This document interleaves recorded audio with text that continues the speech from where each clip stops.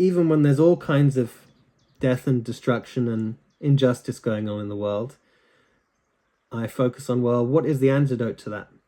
What is the antithesis of that? And what am I inspired to make an appreciation and a prayer towards how I choose for the world to be, and broadcast my signal as authentically, congruently, and consistently as possible,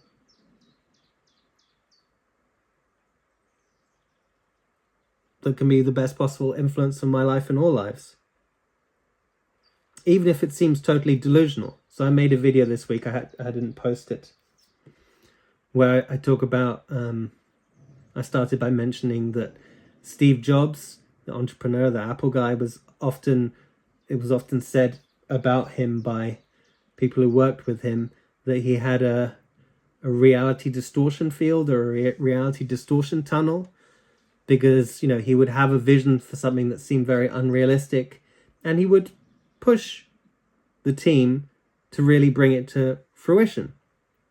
And people would think he was deluded or crazy, but it came to fruition because he focused on it.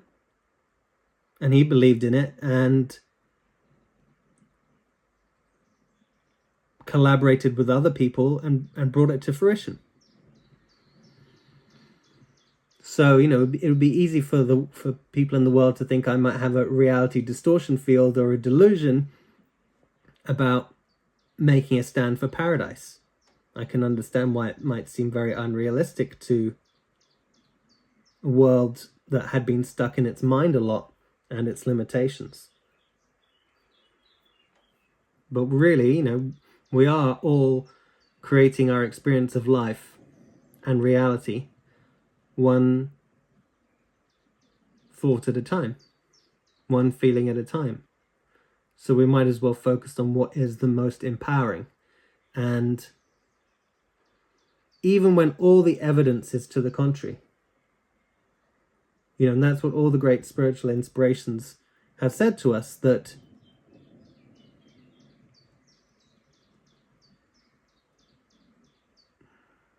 have complete faith in the causal realm, the transcendental realm, and that, you know, the 3D world is the world of illusions, and the five senses can distract us, and the whole world can be against us. Our whole family can be against us, all our friends can be against us, society can be against us, the New World Order can be against us, but all that matters is that we have the greatest relationship with God from the inside out. And we stay authentic and true to that. We have faith in that. We trust that. And the more we have that faith and trust, the more confident we feel, even in the face of extreme seeming adversity. But all of that adversity is also like the heat and pressure on a diamond that creates a diamond.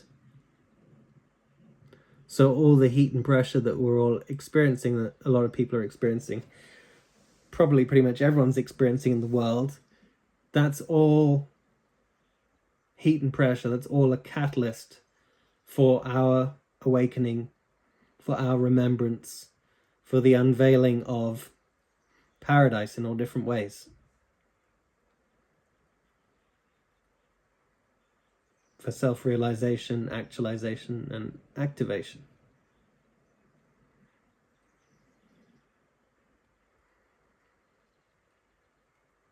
And, you know, we're all going through it. And sure, there's plenty of times when it's like really uncomfortable, and there's times we want to run away, and there's times we want to hide, and there's times we want to cringe, and there's times that we want to shut down our hearts, and there's times we just want to rest and sleep, and all of that's absolutely fine. It's not about pushing against it. It's not about denying the darkness. It's not about denying the heaviness. It's not trying to about eliminate it completely, because life is a whole. And all of the parts make the whole, and all of the different ends of the spectrums give us contrast.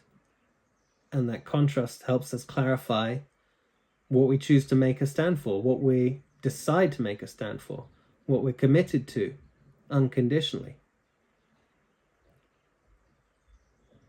And to inspire us to express ourselves, to roar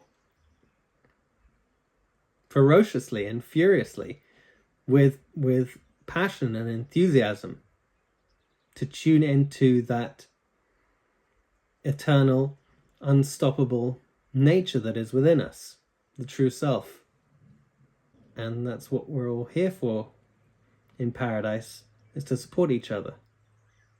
We all go through different highs or lows as we remember more of who we are and remember to master more skillfully how to navigate the highs and the lows, so that it's graceful and fluid and flowing, and that, even if we experience the depths of despair,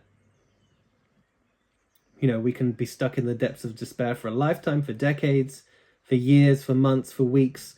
We can get it down to days, hours, minutes, where we can experience extreme despair, and at the same time we can watch it and realize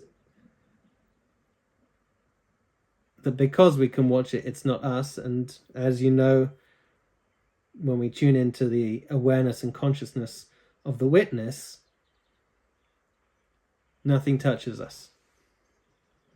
Or it touches us, but it doesn't consume us unless we allow it.